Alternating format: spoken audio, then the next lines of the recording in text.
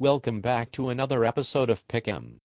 Today Peterson and I discuss our Week 6 CDL matchups. Peterson, you ready to lose this week? Nah, I think I'm ready to do work. It is go time. Let's do this. Okay, let's start off with the first game. New England going on the road to Cleveland. TSB got hit a speed bump last week with a 16-13 overtime loss to the Redskins. The bet that he's got with Big Flu is going to come down to the wire, but I believe he will be able to win it still. New England better not overlook another opponent, especially the Browns. Chaos can do some damage. Although the Browns have only played one game so far, they still can be a factor. Steve Young has a pretty good game, going for 2 TDs through the air and another on the ground.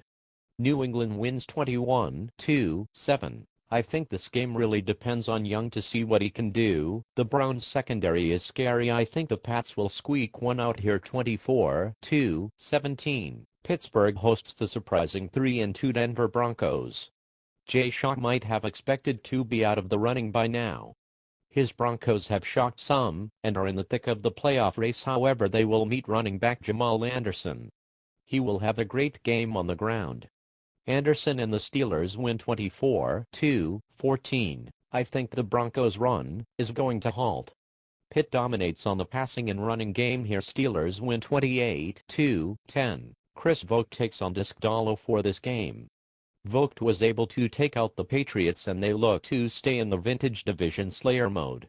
Unfortunately, for the Redskins, the Jets will dominate this game from the get-go. Washington will have a few turnovers and New York will capitalize and put this one out of reach, thanks to the legs and ground game of Curtis Martin. Jets cruise 31-10. I see this game to be a little closer than you're saying, although I still think the Jets will get air done. Curtis Martin should break down the Washington D more than the bus the other way, and this should decide the game. I'll go Jets 24-21. Next game we got the Lions heading to Cincy.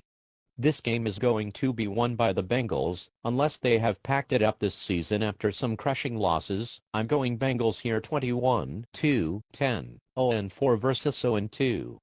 Someone has to win in this game that matches Lions and Bengals. I'll go with a hunch. The Lions will throw the ball every play from scrimmage and exploit the poor Bengal secondary.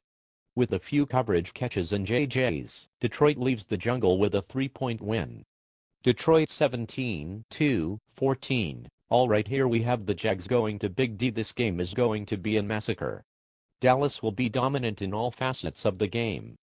Dallas huge here 35-7. Gats has been playing great Tecmo lately and will not have any trouble putting away the Jags.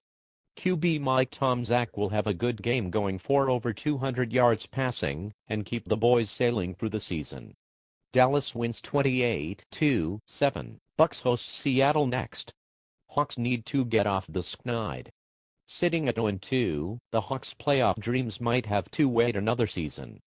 The two favorites to go to the playoffs from this division were Efer and Lafty. This might not be the case and the Bucks might see the playoffs. They inch closer to that this week as they handle Seattle. Bucks win 17-10. I'm going to agree the Bucks are looking strong so far. Evans should lock down the town here, and the Bucks should get another notch in their belt. I'll go 24-10 here. Chicago hosts the Raiders in our next matchup. The Raiders are virtually one-dimensional with no running game to speak of. This bodes well for the Bears as they have a ball hawk in safety Tyrone Braxton. Braxton will snag one of Bledsoe's passes this week and prevent Chicago from losing. Bears take it 22-10. Damn, are you sure I'm copying off your sheet? Looks like you have been doing that off of me. I'm going to Bears here, and yes, I believe it will involve great D from Chicago, and I have them here 24-7. Next we have Atlanta going to the Oilers' house after the stopping the Oilers received from the Panthers last week. It will be much different this week. Oilers huge 28-3. I'm facing my good buddy TDO. I'm hoping I can turn things around. I've lost 2 straight games. Atlanta comes into the week winless.